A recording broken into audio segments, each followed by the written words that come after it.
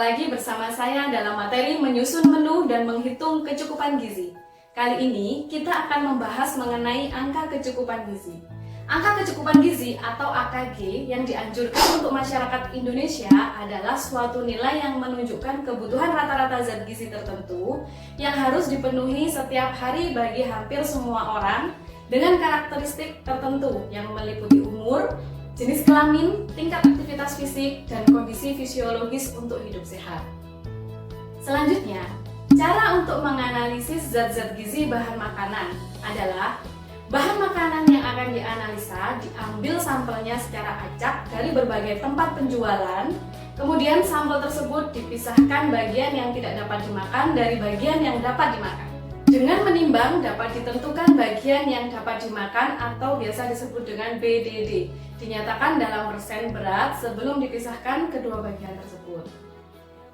Lalu apa sih tujuan dari angka kecukupan gizi? Nah, angka kecukupan gizi yang dianjurkan digunakan untuk maksud-maksud sebagai berikut. Yang pertama, merencanakan dan menyediakan suplai makanan untuk penduduk atau kelompok penduduk. Yang kedua, menginterpretasikan data konsumsi makanan perorangan ataupun kelompok. Yang ketiga, perencanaan pemberian makanan di institusi. Yang keempat, menetapkan standar bantuan pangan, misalnya untuk keadaan darurat.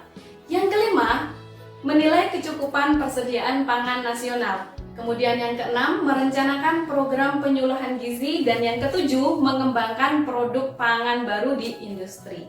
Nah, untuk dasar perhitungan AKG di Indonesia dilakukan dengan cara yang pertama, menetapkan berat badan patokan untuk berbagai golongan penduduk. Data diperoleh dari hasil pengumpulan data oleh Pusat Penelitian dan Pengembangan Gizi Departemen Kesehatan. Selanjutnya yaitu dengan menggunakan rujukan WHO, FAO, dan Amerika Serikat.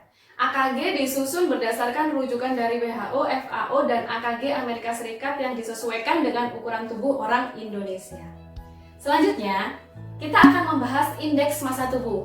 Nah, indeks massa tubuh adalah suatu metode yang digunakan untuk mengukur proporsi antara berat badan seseorang dengan tinggi badannya. IMT sering digunakan sebagai alat awal untuk menilai apakah seseorang memiliki berat badan yang sehat atau tergolong kelebihan berat badan atau kurang berat badan. Nah, rumusnya adalah IMT sama dengan berat badan dalam kilogram per tinggi badan dalam meter kali tinggi badan dalam meter. Hasil IMT kemudian digunakan dalam klasifikasi berikut untuk mengevaluasi status berat badan seseorang,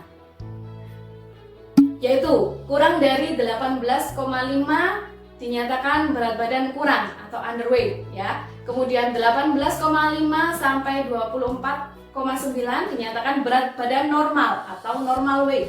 Kemudian 25 sampai 29,9 dinyatakan kelebihan berat badan atau overweight.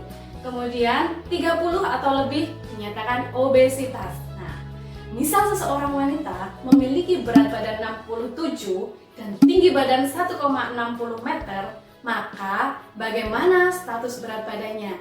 Ayo coba kita hitung yuk.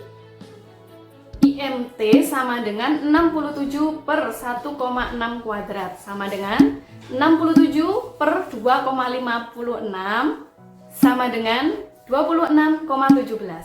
Maka status berat badannya adalah kelebihan berat badan atau overweight.